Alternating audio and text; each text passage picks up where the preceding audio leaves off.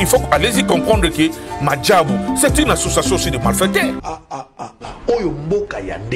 Répétez ça. C'est une association de malfaiteurs. Ah, tu racontes quoi même? Madjabou.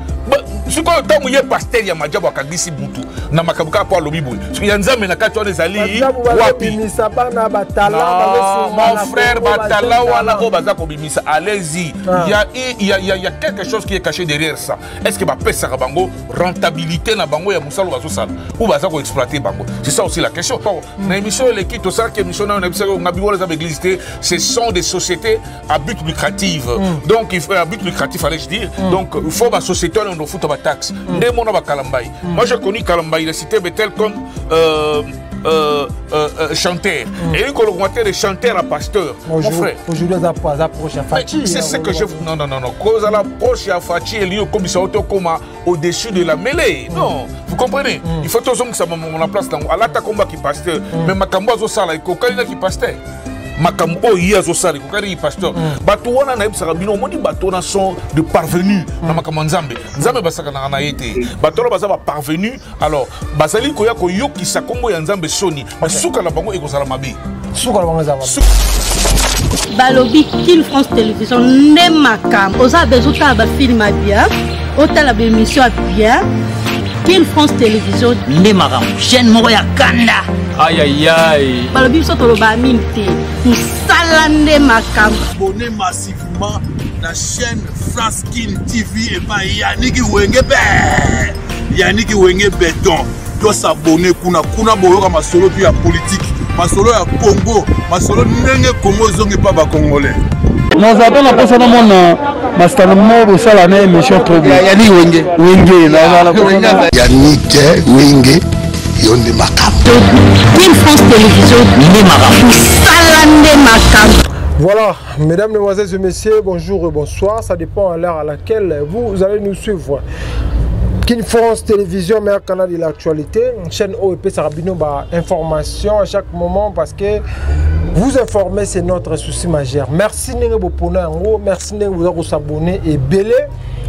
King France Télévision, on est là toujours pour vous informer. Tout le monde a une information dans la source parce que Tolingaka, Ernion sur l'information que les cas topé Sarabino. Mesdames et messieurs, à travers cette émission aujourd'hui, Torobet Ali Solo, Nenge, Pasteur Mike Kalambaï, à Kangisi, un sapeur, na kombo ya Mouze Kindingu. Pourquoi? Parce que à Lobaki, Madjabou bazana kisi, Madjabou bakubwaka bakisi tangu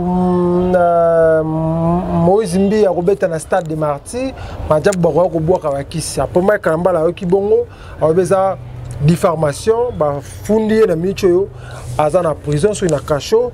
On va parler de ça tout au long de cette émission avec le président président ya association Congo Mabele na biso na benga kayeto mekampe ko solo azape combattant munene o asala kombo kinda awa na kata Afrique du Sud na benge parce que za makambo ba congolais yeso ki congolais za na problème aoka ngo pasi yo na bisie ya na ngai ya kato mekampe ko sola pona mambo ezoleka le vieux prince tapé sur mbote oza boyi malamu na kati émission na biso alelo. Il y a comme d'habitude, donc surtout il y a comme Yomo Toluba, biso ça Congo Mabele na biso. Nous sommes là pour dire aux Congolais que Mabele les Arabino, ce qui est injustice Moukoyali, vous avez droit à télé mapé ko lobela yango pour que mutumo te posa na oza pasteur oza au-dessus ya batou. Toi soit oza président de la République oza au-dessus ya batou nyonso. Non, il faut concept on to longolango donc mutu nyonso oza droit na justice. Ce qui Mike Kalambaï comme autre bango à se sentir lésé à sa personnalité à la droit de saisir justice mais batang comme on a été batang comme Mike Kalambaï était batang Madjabou on a Iswali na biso ilaxani mais atangi Madjabou baza ko boka bakisi na stade bani maye ayoki pasi parce que bazaka na Madjabou mbala moko et akangisi mona mobali wana mona mala na prison mais bakambo ko bimatomo ba vidéo ya Mike Kalambaï ko mobima wakala baza vazeli mambutu et ko metake pasteur soki ata batanga kombo na efaki a réagir na façon wana topé take musala na nzambe loka bongo faya kika na la police police. Non, aspect en fait on a deux volets. Vous savez, il faut défendre les Congolais. Nous, notre souci c'est de défendre les Congolais. Voilà. Et puis qu'on défendre les Congolais, valeur et Congolais et Zonga. Vous comprenez? Na volé wana, il y a volé à pasteur. Il faut na komango. Mais ko kangisa mutu pour na diffamation de caractère pour nangai en tout cas na zomo na ma bête la sens nini. Réseaux sociaux et baby et béba. Donc on laisse n'importe quoi, n'importe comment. C'est ainsi la fois dernière, je vous ai dit que Bossembe Asala Moussala Naye T. Asala Moussala T. Il fallait qu'il y ait une régulation. On ne va pas continuer à laisser les gens. Il y a Koyo qui s'habille sur Sony parce que nous avons des frontières. Vous comprenez? Alors, ce alors, je ne les connais pas. Na yoga kombo na ye. Babiloko balikana TV, insulte, mais vous savez, Ezal Makamusu c'est roté à Moutou. Il y a roté à Moutou. Ata Sali Mabé, mais modèle Kakola Kisaye, Ezal mieux que la justice. Yeah. Donc, moi je pense que Ndeko Mike Karambaï, parce que pour Nanga Zara pasteur, pour Nanga Zara pasteur, je le répète encore, pour Nanga Zara pasteur, je l'ai connu. Non. Écoutez, Nako répété, Nako Tikala ko répété Ango, ba Congolais, ba chrétien té, ba Congolais, ba Sambe la Kate. Congolais chrétien té, et bien là, l'église est une Congo. Non, ça ce sont pas les églises, je me répète encore. L'émission, l'équipe, ça qui est émission, ce sont des sociétés à but lucratif. Donc, il faut à but lucratif, allez-je dire. Donc, il faut que la société on doit foutre la taxe. Moi, je connais Kalambaï, il a cité tel comme chanteur. Et une collaborateur de chanteur à pasteur. Mon frère. Aujourd'hui, ça approche à Fachi. C'est ce que je vous. Non. Cause à l'approche à Fachi et lié comme ça au-dessus de la mêlée. Non. Vous comprenez? Il faut toujours que ça me place dans. À l'attaque combat qui pasteur. Mais ma camboise au salaire, il qui pasteur. Makam o yazo sali ko kari pasteur bato wana na ebisaka bino moni bato na sont de parvenus na makama nzambe basaka na yete bato baza ba parvenus alors bazali ko ya ko yokisa kombo ya nzambe soni suka la bango ekozala mabe suka la bango parce que nzambe asaka na juge asaka na avocat à côté que là autant ebelé au sala ba mabe na yo mais à un moment donné akokanga yo bato o nyoso to ba mema bato ba justice justice bango ba justice o elekelo ko justice nzambe ezakate yo komi ko mema bato na justice parce que justice sango mokonzambo ye moko lobaki za malade yo moko yebi ke place zo ke na mutoyo lokola ngana za maki Kalambayi na za ba possibilité ba finir kara ba confirmer ye azana raison té vous comprenez donc c'est là où il y a les problèmes est-ce que basali nzambe bazana droit ya komema batu na makambo eteli ba biloko moko zaka mutu parce que si réellement bible zo lobi ke ba koye ba bino na mbuma na bino so ko yebi ke majabu ezala mamba ki cité pourquoi ezala biloko silence pété rat mais parti parce que l'émission on a à Tombolaki Moïse Mbie comme il y a na ranking na Moïse Mbie yango alors quand c'est que Moïse Mbie nem tezo tsinda mwana kinding afinga yango. Voilà. Merci beaucoup. Ba kombo ototanga na ba komba ba Moïse Mbie banani wana ça ce sont pas des serviteurs de Dieu. Ce sont des serviteurs de Lucifer. Je le dis et je le répète. Nako na Kinshasa même à Kinshasa j'aurai des émissions à faire, je vais le faire et puis ba no fundanga. Ba no fundanga na osamba na bango na osana ba preuve ya ko démontrer. Mais je le dis, que ce sont des serviteurs de Lucifer, je le dis et je le répète. Baza bato baza na bakopesa musala nzambe musala nzambe musala pasile comme musala sengo pas lati alati croisé abimi liboso ya batu et puis na François ba comment le belé wana bakanisa lokaba non ça ce sont pas les chrétiens. OK. Ah, oui, mais mon mozolo bawana basal nanzabi ba pasteur mibale quand même goûter Moïse azobeta na stade des martyrs donc comme le quoi yo comme contre bango pas naib sa ko likambo amenze représentant na sur ba landi na biso naib sa bino ke a aux écoles voilà ngala za na yaka te pona critiquer mutu so za ba plus za na parti mon côté que ça na parti mon côté moi je suis pour les Congolais ba arnaquer ba Congolais belé ba arnaquer zo sa ba société wana o ego bobenga ba église wana ozo comprendre mutu dans les néants qui se retrouvent avec des maisons mais bateau bango banda ko laka bango banda kala aneux zali ayo aneux bastig la ka bongo mon peuple périt par manque de connaissances vous comprenez bateau wana otanga ba kombo bobenga bango ba passer ce sont pas des pasteurs le toto mona ba oto kanga mama ya bana ya Michael Mbaye wa botana ya bana parti ceux qui mundu ki alanda ceux qui mutu mo bola minicho azana prison mama Peniel oto mona ki ba vidéo le ka ki kitake zonga gi na Denis Les to moni ba kangi yego to bakangisi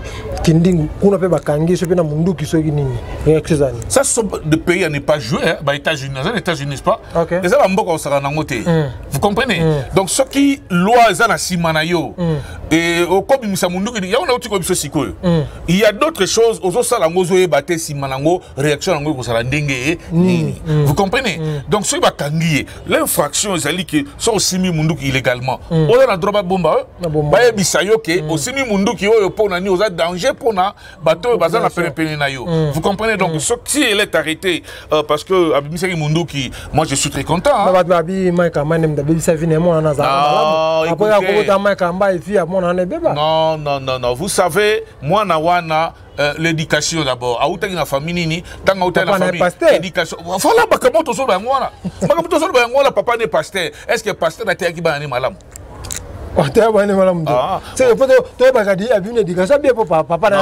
non. Écoutez, au moins à la 21e siècle, il faut faire beaucoup d'attention avec l'éducation. Biso tozala kata Afrique du Sud, tout le monde a bana na biso bande ko na biso ba congolais balandi comportement ba sud-africain. Bazo tika mwana zo bima mabele libanda sort tout ces dates dans cette émission, mais ça bongo kombo na ngwana. Vous comprenez tous ba hypocrite mwana zo ko bima alati la maman comme maman za ko mona mwana zo bima bongo habité ba sud-africain bala tabou. Non, nous avons une éducation à préserver. C'est ainsi que nous verrons ici la carte lycée comme lesbienne. Pour la maman nanda ko ba tabe tika ba ko baza nengo baza bongo eza génération na bango bana bazo beba parce que ba maman moi si je trouve ma fille moi na 8 ans il y a 2 jours passé la moni alati kolamoko sous-vêtements et zo monana à ça 8 ans je dis bien je lui tant on a talé la musique yemo na malemba ki longolango parce qu'il y a dit que si on a bandier na 8 ans on a bandier na jini a beba lokola bana nsu ba beba nous tous ça bateau tous battre la culture donc on doit adopter culture monte même ce que la fois passée na sala na ba mindele plus de 8 ans na ba place bango basala ka biloko bino bo copier par la bango basala ngote mindele basala ngote vous comprenez donc biso ba noir le quoi tu rates civilisation tu connais nion surtout il faut qu'on adopter parce que tant que tu adoptes un comportement bah tu es comme plus ouest ma b plus pire vous comprenez comme les Congolais tous on a makambu ya ndeko bakangi wana nani ya kidingu Mike Kalambayi soka koyoka émission oyo vous ne reflétez même pas babenga bino ba chrétien répétez ça vous ne reflétez même pas babenga bino ba chrétien ça c'est la honte même de l'évangile Mike a été impliqué dans ma sexualité, il y a sodomisation. Oh, tout le monde a vidéo. Il y a sodomisation, Mike. Est-ce que c'est n'a pas répondu ça? Malamo bozomi c'est comme dadi. Mike Kalambayi, je le cite. Aya okansanga. Après maman vous comprenez? Asaki impliqué, je dis bien qui impliqué. Est-ce que à l'école la télévision senga baba oh bango babenga bandimiona à l'école la télévision senga bango pardon. Na zawadi. Mais moi si on a la faute à cause de la faute à l'école la télévision babiloko c'est une congolaise. Qu'on devait aussi protéger. Ça, ce sont des serviteurs de Lucifer. Le Moïse Mbouye, le Joël Tatou, le Denile Salobi Kindingwati Maika Kanisa Kasali Malamu Timo Kolongai na Kolongwaka na terre des hommes Oyo Batouane Pananga Barozalaka ta na chance te bayo katal comme malamu pona bango. Mais quand même Denile s'est appuyé à l'obi que non Sali Malamu. Vous me citez le nom de collègue Lucifer. Muto kwa Denile ça ensemble. Moi, je me suis toujours posé des questions. Dans la société, exactement, quelle est la société de passer l'église. Parce que les églises, tout le monde va se retrouver Kunate. Yes. Du Sud. Voilà des bateaux, ça ne sont pas des pasteurs. Je vais vous dire une chose. On dit, Moka, on est au bon un jour. Mboka wana Congo ekobongaka un jour ba magablo wana ba société ona ekozala ba kokanga yango tes églises ensemble on va pas so bien antichrist parce que non ezala bandeko moko na lingo pesa mon publicité ba kuta na nzela ils ont commencé à me poser des questions neti batomo ba intimider nga en Afrique du Sud na kata mboka et puis place to sa place ba combattre bala je leur avais dit quelque chose naza muto makako banga moto te j'ai tout vu sur cette terre. Et là, on a tika inango, ils ont pour protéger le peuple. On a pour protéger le peuple en Zambie. On a protéger les le peuple en Zambie. Pas bimai, pas bimai, non, antichrist c'est l'ingol banini. Antichrist c'est l'ingol. Bango de base antichrist. Ba comportement na bango. Ça ne reflète pas d'être chrétien. Ok, l'église c'est ba so mabaji ba le longola milimo ba so ba mungu ba mutu. Journaliste na biso wenge. Peuple congolais ba balika moko toza distrait na batwana. Moi ko data bala na bango évolution mboko ezate parce que bango rôle na bango ba pesa bango ezali ba bango distraire bato. C'est ainsi il s'accroche au pouvoir. OK. Ba pouvoir nous sommes là ba pasteur. Mukuna zala kiawa na ndeko Kabila. Vous comprenez? Mukuna zaki on ndeko Kabila. Na na bien ngote ba betela Kabila mbote maboko na kati ya église.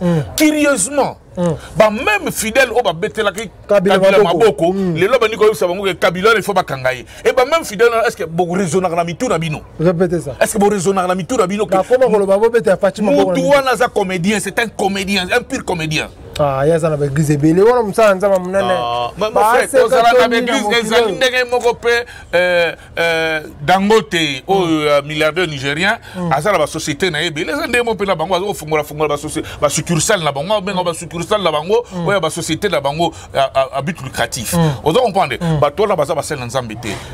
Bazali ba sel nzambe mususu bazali au somona ke basa ko refléter. Je l'ai toujours dit. Là c'est la publicité ba touté. Mais so moninga la tangeli mutu. Cela veut dire que mutu wana aza quand même copier sa image à malamu. Denis laisse batuna ye rona na mboka la biso 5 pasteurs ya solo bazali aloba bazati. Abeta mokote je crois tanga moko le vrai pasteur ya kuna solo na Congo bazati le bet Denis laisse batuna yango pa papi mboma. Yes ça a raison. A groupe la bango wana o ba vana na Kishasa wana. O ba vana na yasa kena l'intérieur. Denis laisse ça kena l'intérieur. Qui n'a pas toi pas zone. Voilà. Si ko ba o ba l'intérieur ba na droit salute. Ya on a bisa ko ke aya la l'intérieur. Ba okuta ba edo pour les prophètes Edo bazana kalukalanga na likasi musika kuna église ya munene porte de ciel eza kuna eza côté eza même na église eza même na école ya théologie eza na école ya théologie bazako pesa batu mateya bazako lakisa batu ndeni bazala ba pasteur o ya malamu bazala ba pasteur de surcroît to abimi de nulle part abimi boye abandi ko sala ba vidéo na bana basi balati ba string ce qui dérile ça lo banga association na bota makio no yeba bata makio bato ba yeba na association na bango ba beka groupe na bango nini oyo o ba koma wele la o biso batabo ce qui non il y a un groupe de réveil wana il y a pas d'église de réveil à Kinshasa. OK. Église de réveil na Kinshasa c'est salité. Papa la muki na tonga zu mona na ya cheye. Est-ce que moi na na bima mbosalaka mutombo kalombo qu'on respectait avant azumona na ya cheye na kata église ozala batu musuto bakote ya bakola na église mais batu mususu na émission to stanambaki pona Moïse Mbiye babelo baki mabe Moïse Mbiye za musala na Nzambe Moïse Mbiye bakosela ka makambo pa Eliane pona ba vidéo ka viola ki baneza bakosela makambo za musala na Nzambe munane monteke Bethel par rapport à babino de bozaki ki na Bethel le Bethel comment munane bakite comment ti c'est 3 ki ti libanda ba plein banini babio ozam tout le monde au simba ki simoko wa yongo moboya ba église à Kinshasa c'est ba église Android. Répétez ça. Ba église à Kinshasa c'est ba église Android. OK. So na zo ba église Android yo yebi Android ndenge sali. Ça sont pas des églises. Mbi soka chetembe. Et puis to ke aya atina ba fokana a to no samba ndala zala na kola kisaye mwana o ya ngrosaki na mwana o ya za vivant ilelo na kola kisaye. Donc je n'ai aucun intérêt ya les canaba média boina banda critiquer mutumobo o na yebi makamuna yete souci na biso je le dis et je le répète à bandeko balanda biso batouana il faut pas respecter ba peuple congolais moi mon souhait le plus ardent ce valeur ya peuple congolais boti ya kwarnake ba peuple congolais boti ya kokosa ba peuple congolais bitumba biso to bunda je suis d'abord je suis le seul combattant qui reste na combat Ngai. L'Afrique du Sud. L'Afrique du Sud les Ngai. Na monde bazali, o bazo bundela, bazali na kotanga ba komo na bango tepo et ko ta confusion te. Ozo comprendre. Mais en Afrique du Sud tika la ngamoko. O la lobela ka peuple congolais. Surtout na monde peut-être trop à sous 10 té. O bazala souci que peuple congolais sur tous les plans bazala respecter. OK. Donc on ne peut pas aujourd'hui kokangisa ndeko moko na pasteur moko azokata sonti babenge pasteur akangisi pour aloba kili kamute. Pour le majabu bana kisi majabu ko boka kisi na stade ba balobi boye baloba na yo kasi ba kuta na makamwana te. Bongo bisuki ça ba tonzam. Donc il faut allez-y comprendre que Madjabou, c'est une association aussi de malfaiteurs. Répétez ça. C'est une association de malfaiteurs. Madjabou.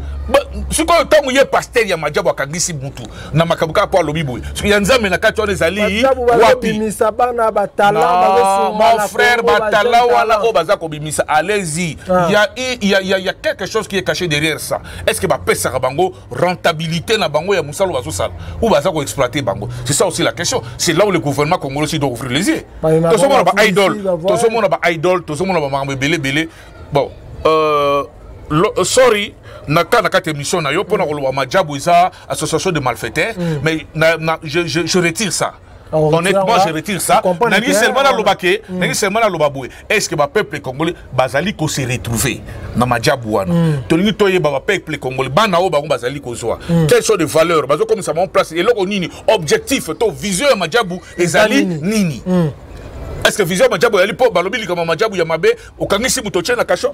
C'est là où il y a les problèmes.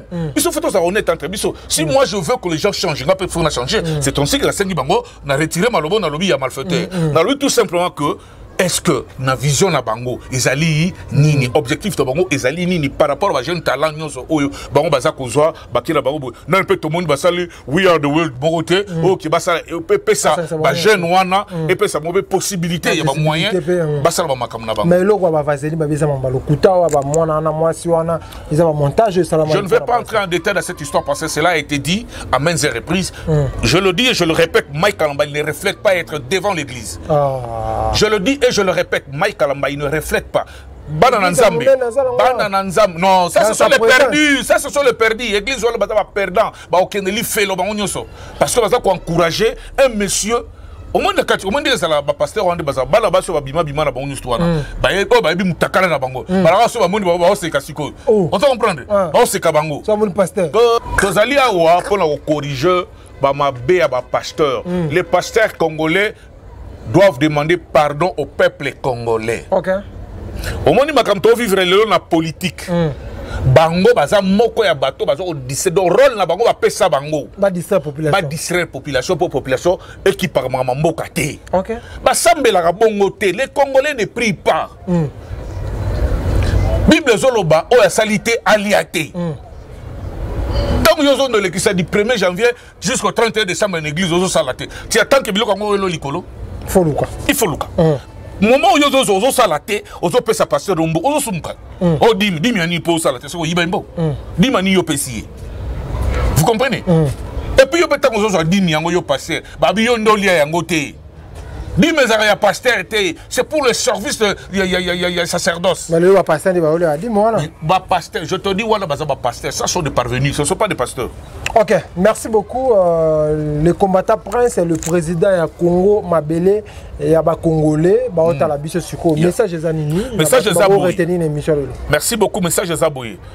Congo Mabele na biso veut tout simplement dire souveraineté ya peuple congolais na maboko na ye azwa yango. Peuple congolais va se moquer na lui sous comme de 30 années passées. Peuple congolais est bakina katia mabele on a zéro biso to na sud-africain. Tu ne peux pas oser blaguer avec un sud-africain ici. On sait de blaguer. Peuple congolais est baki azana droit pe que soki mutu oyo azana mbongo to azana position mo la politique asale mabe bazana droit ya kokende na justice soki yende azana raison. Peuple congolais asala musala na ye na ndenge ya condition ya bien. Peuple congolais na mabele ozali nango yende azako on mabele ya ye donc azana droit ya kolobela mabele wana. Voyez pouvoir de ko sabatute au groupe mo ya ba individu le loba comme ko sakana ba peuple congolais azana congolais te nous ne refusons pas les gens qui viennent chez nous. Nous ne sommes pas des xénophobes. Vous comprenez? Mais bato ba qui pas la biso doivent commencer à nous respecter. Voilà même moi quelques mots te to kabona. Non ngala pas ça vraiment mbote mingi na pas ça mbote na Véro Mangoy ma petite sœur propre oza na Paris ozo préparer ba événement na niko tango ça la publicité mutote bato préparer ba événement na bango et puis na le vrai serviteur de l'Éternel le prophète Jéhu Edo. Non, représenter non,